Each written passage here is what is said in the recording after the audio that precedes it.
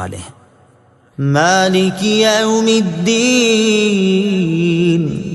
ترجمہ جزا کے دن کا مالک، مالک یوم الدین جزا کے دن کا مالک۔ تفسیر صراط الجنان میں اس کی تفسیر کچھ اس طرح ہے، جزا کے دن سے مراد قیامت کا دن ہے کہ اس دن نیک اعمال کرنے والے مسلمانوں کو ثواب ملے گا اور گناہگاروں اور کافروں کو سزا ملے گی، جبکہ مالک اسے کہتے ہیں جو اپنی ملکیت میں موجود چیزوں میں جیسے چاہے تصرف کرے۔ اللہ تعالیٰ اگرچہ دنیا اور آخرت دونوں کا مالک ہے، لیکن یہاں قیامت کے دن کو بطور خاص اس لیے ذکر کیا تاکہ اس دن کی اہمیت دل میں بیٹھے۔ نیز دنیا کے مقابلے میں آخرت میں اللہ تعالیٰ کے مالک ہونے کا ظہور زیادہ ہوگا، کیونکہ اس دن کسی کے پاس ظاہری سلطنت بھی نہ ہوگی جو اللہ تعالیٰ نے دنیا میں لوگوں کو عطا فرمائی تھی۔ اس لیے یہاں خاص طور پر قیامت کے دن کی ملکیت کا ذکر کیا گیا۔ ایاک نعبد و ایاک نستعین، ترجمہ ہم تیری ہی عبادت کرتے ہیں اور تجھ ہی سے مدد چاہتے ہیں۔ ایاک نعبد و ایاک نستعین، ہم تیری ہی عبادت کرتے ہیں اور تجھ ہی سے مدد چاہتے ہیں۔ تفسیر صراط الجنان میں اس کی تفسیر کچھ اس طرح ہے، اس سے پہلی آیات میں بیان ہوا کہ ہر طرح کی حمد و ثنا کا حقیقی مستحق اللہ تعالیٰ ہے، جو کہ سب جہانوں کا پالنے والا، بہت مہربان اور رحم فرمانے والا ہے۔ اور اس آیت سے بندوں کو سکھایا جا رہا ہے کہ اللہ تعالیٰ کی بارگاہ میں اپنی بندگی کا اظہار یوں کرو کہ اے اللہ عز و جل، ہم صرف تیری ہی عبادت کرتے ہیں، کیونکہ عبادت کا مستحق صرف تو ہی ہے اور تیرے علاوہ اور کوئی اس لائق ہی نہیں کہ اس کی عبادت کی جا سکے، اور حقیقی مدد کرنے والا بھی تو ہی ہے۔ تیری اجازت و مرضی کے بغیر کوئی کسی قسم کی ظاہری، باطنی، جسمانی، روحانی، چھوٹی بڑی کوئی مدد نہیں کر سکتا۔ عبادت اور تعظیم میں فرق۔ عبادت کا مفہوم بہت واضح ہے، سمجھنے کے لیے اتنا ہی کافی ہے کہ کسی کو عبادت کے لائق سمجھتے ہوئے اس کی کسی قسم کی تعظیم کرنا عبادت کہلاتا ہے، اور اگر عبادت کے لائق نہ سمجھیں تو وہ محض تعظیم ہوگی، عبادت نہیں کہلائے گی۔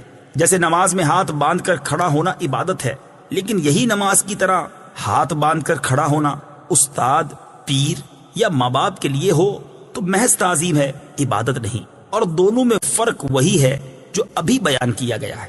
آیت ایاک نعبد سے معلوم ہونے والی اہم باتیں۔ آیت میں جمع کے صیغے ہیں، جیسے ہم تیری ہی عبادت کرتے ہیں، اس سے معلوم ہوا کہ نماز جماعت کے ساتھ ادا کرنی چاہیے، اور دوسروں کو بھی عبادت کرنے میں شریک کرنے کا فائدہ یہ ہے کہ گناہ گاروں کی عبادتیں اللہ تعالیٰ کی بارگاہ کے محبوب اور مقبول بندوں کی عبادتوں کے ساتھ جمع ہو کر قبولیت کا درجہ پا لیتی ہیں۔ نیز یہ بھی معلوم ہوا کہ اللہ تعالیٰ کی بارگاہ میں اپنی حاجت عرض کرنے سے پہلے اپنی بندگی کا اظہار کرنا چاہیے۔ امام عبداللہ بن احمد نصفی رحمت اللہ تعالی علیہ فرماتے ہیں، عبادت کو مدد طلب کرنے سے پہلے ذکر کیا گیا کیونکہ حاجت طلب کرنے سے پہلے اللہ تعالیٰ کی بارگاہ میں وسیلہ پیش کرنا قبولیت کے زیادہ قریب ہے۔ اللہ تعالیٰ کی بارگاہ میں وسیلہ پیش کرنے کی برکت۔ ہر مسلمان کو چاہیے کہ وہ اللہ تعالیٰ کی بارگاہ میں کسی کا وسیلہ پیش کر کے اپنی حاجات کے لیے دعا کیا کرے، تاکہ اس وسیلے کے صدقے دعا جلد مقبول ہو جائے۔ اور اللہ تعالیٰ کی بارگاہ میں وسیلہ پیش کرنا قرآن و حدیث سے ثابت ہے۔ چنانچہ وسیلے کے بارے میں اللہ تعالیٰ ارشاد فرماتا ہے، یا ایہا الذین آمنوا اتقوا اللہ وابتغوا الیہ الوسیلہ۔ ترجمہ اے ایمان والو، اللہ سے ڈرو اور اس کی طرف وسیلہ ڈھونڈو۔ اور سنن ابن ماجہ میں ہے کہ ایک نابینا صحابی بارگاہ رسالت صلی اللہ تعالیٰ علیہ وسلم میں حاضر ہو کر دعا کے طالب ہوئے، تو آپ صلی اللہ تعالیٰ علیہ وسلم نے انہیں اس طرح دعا مانگنے کا حکم دیا، اللهم إني أسألك وأتوجه إليك بمحمد نبي الرحمة يا محمد إني قد توجهت بك إلى ربي في حاجتي هذه لتقضى اللهم فشفعه في۔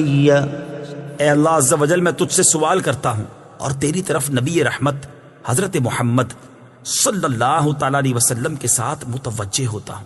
اے محمد صلی اللہ تعالیٰ علیہ وسلم، میں نے آپ صلی اللہ تعالیٰ علیہ وسلم کے وسیلے سے اپنے رب عز و جل کی طرف اپنی اس حاجت میں توجہ کی تاکہ میری حاجت پوری کر دی جائے۔ اے اللہ عز و جل، پس تو میرے لیے حضور صلی اللہ تعالیٰ علیہ وسلم کی شفاعت قبول فرما۔ حدیث پاک میں مذکور لفظ یا محمد سے متعلق ضروری وضاحت اعلیٰ حضرت امام احمد رضا خان علیہ رحمت الرحمان فرماتے ہیں، علماء تصریح فرماتے ہیں حضور اقدس صلی اللہ تعالی علیہ وسلم کو نام لے کر ندا کرنی حرام ہے، اور یہ بات واقعی محل انصاف ہے۔ جسے اس کا مالک و مولا تبارک و تعالی نام لے کر نہ پکارے تو غلام کی کیا مجال کہ وہ راہ ادب سے تجاوز کرے۔ بلکہ امام زین الدین مراغی وغیرہ محققین نے فرمایا اگر یہ لفظ کسی دعا میں وارد ہو جو خود نبی اکرم صلی اللہ تعالی علیہ وسلم نے تعلیم فرمائی ہو، جیسے دعائے یا محمد انی توجہت بکا الی ربی، تاہم اس کی جگہ یا رسول اللہ یا نبی اللہ کہنا چاہیے۔ حالانکہ الفاظ دعا میں حتی الوسع تغییر نہیں کی جاتی۔ یہ مسئلہ مہمہ یعنی اہم ترین مسئلہ جس سے اکثر اہل زمانہ غافل ہے، واجب الحفظ ہے۔ وَإِيَّاكَ نَسْتَعِينُ، اور تجھ ہی سے مدد چاہتے ہیں۔ تفسیر صراط الجنان میں اس کی تفسیر کچھ اس طرح ہے۔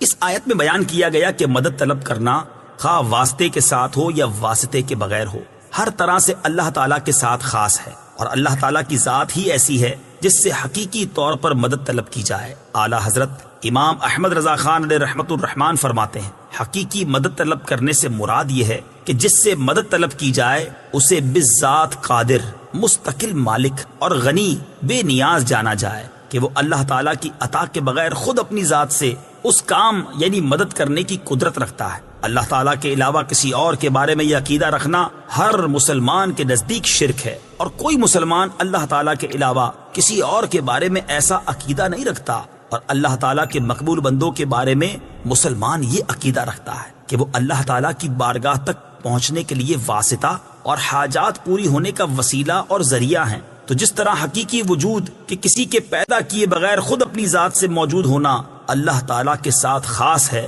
اس کے باوجود کسی کو موجود کہنا اس وقت تک شرک نہیں جب تک وہی حقیقی وجود مراد نہ لیا جائے۔ یوں ہی حقیقی علم کہ کسی کی عطا کے بغیر خود اپنی ذات سے ہو، اور حقیقی تعلیم کہ کسی چیز کی محتاجی کے بغیر از خود کسی کو سکھانا اللہ تعالیٰ کے ساتھ خاص ہے، اس کے باوجود دوسرے کو عالم کہنا یا اس سے علم طلب کرنا اس وقت تک شرک نہیں ہو سکتا جب تک وہی اصلی معنی مقصود نہ ہو۔ تو اسی طرح کسی سے مدد طلب کرنے کا معاملہ ہے کہ اس کا حقیقی معنی اللہ تعالیٰ کے ساتھ خاص ہے، اور وسیلہ و واسطہ کے معنی میں اللہ تعالیٰ کے علاوہ کے لیے ثابت ہے اور حق ہے، بلکہ یہ معنی تو غیر خدا ہی کے لیے خاص ہیں، کیونکہ اللہ تعالیٰ وسیلہ اور واسطہ بننے سے پاک ہے۔ اس سے اوپر کون ہے کہ یہ اس کی طرف وسیلہ ہوگا، اور اس کے سوا حقیقی حاجت روا کون ہے کہ یہ بیچ میں واسطہ بنے گا؟ بد مذہبوں کی طرف سے ہونے والا ایک اعتراض ذکر کر کے اس کے جواب میں فرماتے ہیں یہ نہیں ہو سکتا کہ خدا سے توسل کر کے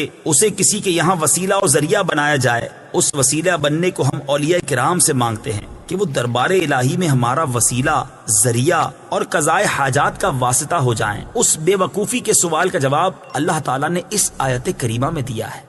وَلَوْ أَنَّهُمْ إِذْ ظَلَمُوا أَنفُسَهُمْ جَاءُوكَ فَاسْتَغْفَرُوا اللَّهَ واستغفر لهم الرسول لوجدوا الله توابا رحيما۔ ترجمہ، اور جب وہ اپنی جانوں پر ظلم یعنی گناہ کر کے تیرے پاس حاضر ہوں اور اللہ سے معافی چاہیں اور معافی مانگیں ان کے لیے رسول، تو بے شک اللہ کو توبہ قبول کرنے والا مہربان پائیں گے۔ کیا اللہ تعالیٰ اپنے آپ نہیں بخش سکتا تھا؟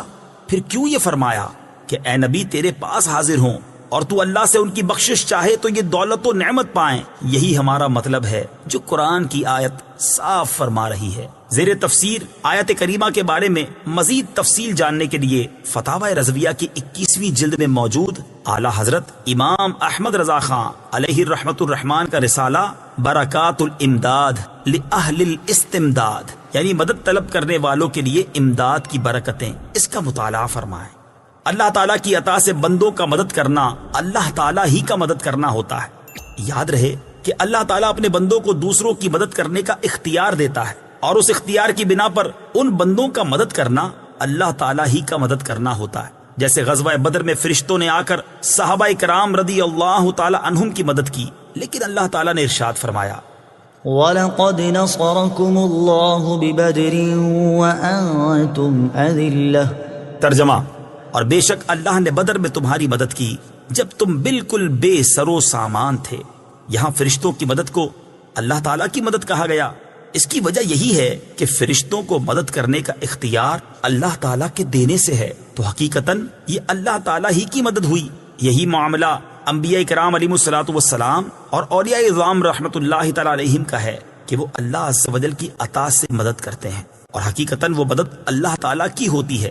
جیسے حضرت سلیمان علیہ نبینا علیہ الصلوۃ والسلام نے اپنے وزیر حضرت آصف بن برخیہ رضی اللہ تعالی عنہ سے تخت لانے کا فرمایا، اور انہوں نے پلک جھپکنے میں تخت حاضر کر دیا۔ اس پر انہوں نے فرمایا ھذا من فضل ربی، یہ میرے رب کے فضل سے ہے۔ اور تاجدار رسالت صلی اللہ تعالی علیہ وسلم کی سیرت مبارکہ میں مدد کرنے کی تو اتنی مثالیں موجود ہیں کہ اگر سب جمع کی جائیں تو ایک ضخیم کتاب مرتب ہو سکتی ہے۔ ان میں سے چند مثالیں یہ ہیں۔ نمبر 1 صحیح بخاری میں ہے، نبی کریم علیہ الصلوۃ والسلام نے تھوڑے سے کھانے سے پورے لشکر کو سیر کیا۔ نمبر 2 بخاری شریف ہی میں ہے، آپ صلی اللہ تعالی علیہ وسلم نے دودھ کے ایک پیالے سے 70 صحابہ کو سیراب کر دیا۔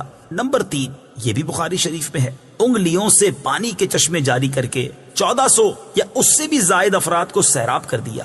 نمبر 4 لعاب دہن سے بہت سے لوگوں کو شفا عطا فرمائی، اور یہ تمام مددیں چونکہ اللہ تعالیٰ کی عطا کردہ طاقت سے تھی، لہٰذا سب اللہ تعالیٰ کی ہی مددیں ہیں۔ اس بارے میں مزید تفصیل کے لیے فتاوی رضویہ کی 30ویں جلد میں موجود اعلیٰ حضرت امام اہل سنت مولانا شاہ امام احمد رضا خان علیہ رحمت الرحمان کے رسالے الامن والعلا لناعت المصطفیٰ بدافع البلا، یعنی نعت مصطفیٰ صلی اللہ تعالی علیہ وسلم بیان کرنے والوں کے لیے انعامات کا مطالعہ فرمائیے۔ اهدنا الصراط المستقیم،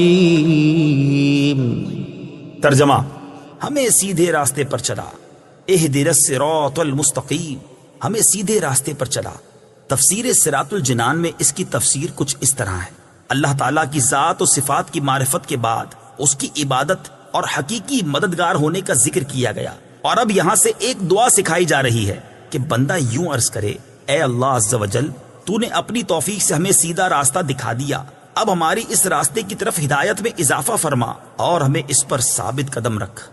صراط مستقیم کا معنی، صراط مستقیم سے مراد عقائد کا سیدھا راستہ ہے جس پر تمام انبیاء کرام علیہ الصلوۃ والسلام چلے، یا اس سے مراد اسلام کا سیدھا راستہ ہے جس پر صحابہ کرام رضی اللہ تعالی عنہم، بزرگان دین اور اولیاء اعظام رحمت اللہ تعالی علیہم چلے، جیسا کہ اگلی آیت میں موجود بھی ہے۔ اور یہ راستہ اہل سنت کا ہے کہ آج تک اولیاء کرام صرف اسی مسلک کے اہل سنت میں گزرے ہیں، اور اللہ تعالیٰ نے انہی کے راستے پر چلنے اور انہی کے ساتھ ہونے کا فرمایا ہے۔ فرمان باری تعالیٰ ہے، يا أيها الذين آمنوا اتقوا الله وكونوا مع الصادقين۔ ترجمہ اے ایمان والو، اللہ سے ڈرو اور سچوں کے ساتھ ہو جاؤ۔ ابن ماجہ کی حدیث ہے، حضرت انس رضی اللہ تعالیٰ عنہ سے روایت ہے، سید المرسلین صلی اللہ تعالیٰ علیہ وسلم نے ارشاد فرمایا، بے شک میری امت کبھی گمراہی پر جمع نہیں ہوگی، اور جب تم لوگوں میں اختلاف دیکھو تو تم پر لازم ہے کہ سواد اعظم یعنی مسلمانوں کے بڑے گروہ کے ساتھ ہو جاؤ۔ ترمذی شریف کی حدیث ہے، حضرت عبداللہ بن عمر رضی اللہ تعالیٰ عنہما سے روایت ہے، نبی اکرم صلی اللہ تعالیٰ علیہ وسلم نے ارشاد فرمایا، بنی اسرائیل 72 فرقوں میں تقسیم ہو گئے تھے، اور میری امت 73 فرقوں میں تقسیم ہو جائے گی، ان میں سے ایک کے علاوہ سب جہنم میں جائیں گے۔ صحابہ کرام نے عرض کی، یا رسول اللہ صلی اللہ تعالی علیہ وسلم، نجات پانے والا فرقہ کون سا ہے؟ ارشاد فرمایا، وہ اس طریقے پر ہوگا جس پر میں اور میرے صحابہ ہیں۔ ہدایت حاصل کرنے کے ذرائع، یاد رہے کہ اللہ تعالیٰ نے ہدایت حاصل کرنے کے بہت سے ذرائع عطا فرمائے ہیں، ان میں سے چند یہ ہیں۔ نمبر 1 انسان کی ظاہری باطنی صلاحیتیں جنہیں استعمال کر کے وہ ہدایت حاصل کر سکتا ہے۔ نمبر 2 آسمانوں زمینوں میں اللہ تعالیٰ کی قدرت و وحدانیت پر دلالت کرنے والی نشانیاں جن میں غور و فکر کر کے انسان ہدایت پا سکتا ہے۔ نمبر 3 اللہ تعالیٰ کی نازل کردہ کتابیں، ان میں سے تورات، انجیل اور زبور قرآن پاک نازل ہونے سے پہلے لوگوں کے لیے ہدایت کا باعث تھیں، اور اب قرآن مجید لوگوں کے لیے ہدایت حاصل کرنے کا ذریعہ ہے۔ نمبر 4 اللہ تعالیٰ کے بھیجے ہوئے خاص بندے انبیاء کرام اور مرسلین اعظام علیہم الصلاۃ والسلام یہ اپنی اپنی قوموں کے لیے ہدایت حاصل کرنے کا ذریعہ تھے، اور ہمارے نبی حضرت محمد مصطفیٰ صلی اللہ تعالی علیہ وسلم قیامت تک آنے والے تمام لوگوں کے لیے ہدایت کا ذریعہ ہے۔ آیت اہدنا الصراط المستقیم سے معلوم ہونے والے احکام۔ اس آیت سے 3 باتیں معلوم ہوئیں۔ نمبر 1، ہر مسلمان کو اللہ تعالیٰ سے سیدھے راستے پر ثابت قدمی کی دعا مانگنی چاہیے، کیونکہ سیدھا راستہ منزل مقصود تک پہنچا دیتا ہے اور ٹیڑھا راستہ مقصود تک نہیں پہنچاتا۔ اللہ تعالیٰ ارشاد فرماتا ہے کہ عقل والے اس طرح دعا مانگتے ہیں، ربنا لا تزغ قلوبنا بعد إذ هديتنا وهب لنا من لدنك رحمة إنك أنت الوهاب۔ ترجمہ، اے ہمارے رب، تو نے ہمیں ہدایت عطا فرمائی ہے، اس کے بعد ہمارے دلوں کو ٹیڑھا نہ کر اور ہمیں اپنے پاس سے رحمت عطا فرما، بے شک تو بڑا عطا فرمانے والا ہے۔ ترمذی شریف کی حدیث ہے، حضرت انس رضی اللہ تعالی عنہ فرماتے ہیں، حضور پرنور صلی اللہ تعالی علیہ وسلم کثرت سے یہ دعا فرمایا کرتے تھے، یا مقلب القلوب ثبت قلبی علی دینک، اے دلوں کو پھیرنے والے میرے دل کو اپنے دین پر ثابت قدم رکھ۔ تو میں نے عرض کی، یا رسول اللہ صلی اللہ تعالی علیہ وسلم، ہم آپ پر اور جو کچھ آپ لائے ہیں اس پر ایمان رکھتے ہیں، تو کیا آپ کو ہمارے بارے میں کوئی خوف ہے؟ رسول پاک صلی اللہ تعالی علیہ وسلم نے ارشاد فرمایا، ہاں بے شک دل اللہ تعالیٰ کی شان کے لائق اس کی انگلیوں میں سے 2 انگلیوں کے درمیان ہیں، وہ جیسے چاہتا ہے انہیں پھیر دیتا ہے۔ نمبر 2، عبادت کرنے کے بعد بندے کو دعا میں مشغول ہونا چاہیے۔ نمبر 3، صرف اپنے لیے دعا نہیں مانگنی چاہیے بلکہ سب مسلمانوں کے لیے دعا مانگنی چاہیے، کہ اس طرح دعا زیادہ قبول ہوتی ہے۔ صراط الذين أنعمت عليهم غير المغضوب عليهم ولا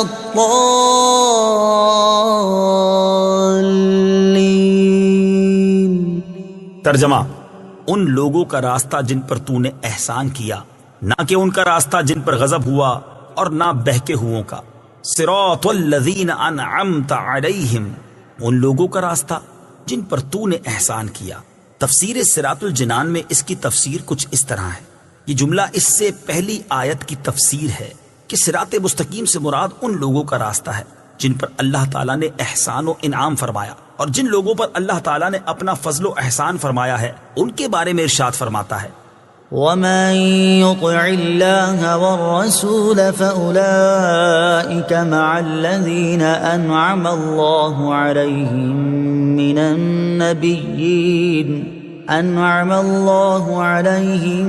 من النبيين والصديقين والشهداء والصالحين وحسن أولئك رفيقا۔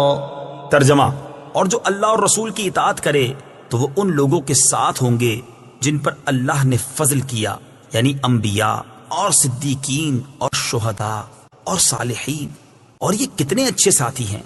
آیت صراط الذین انعمت علیہم سے معلوم ہونے والے مسائل۔ اس آیت سے 2 باتیں معلوم ہوئی۔ نمبر 1، جن امور پر بزرگان دین کا عمل رہا وہ صراط مستقیم میں داخل ہے۔ نمبر 2، امام فخر الدین رازی رحمت اللہ تعالی علیہ فرماتے ہیں، بعض مفسرین نے فرمایا کہ اہدنا الصراط المستقیم کے بعد صراط الذین انعمت علیہم کو ذکر کرنا اس بات کی دلیل ہے کہ مرید ہدایت اور مکاشفہ کے مقامات تک اسی صورت پہنچ سکتا ہے جب وہ کسی ایسے پیر کامل کی پیروی کرے جو درست راستے کی طرف اس کی رہنمائی کرے، غلطیوں اور گمراہیوں کی جگہوں سے اسے بچائے، کیونکہ اکثر لوگوں پر نقص غالب ہے اور ان کی عقل حق کو سمجھنے، صحیح اور غلط میں امتیاز کرنے سے قاصر ہیں۔ تو ایک ایسے کامل شخص کا ہونا ضروری ہے جس کی ناقص شخص پیروی کرے، یہاں تک کہ اس کامل شخص کی عقل کے نور سے اس ناقص شخص کی عقل بھی مضبوط ہو جائے، تو اس صورت میں وہ سعادتوں کے درجات اور کمالات کی بلندیوں تک پہنچ سکتا ہے۔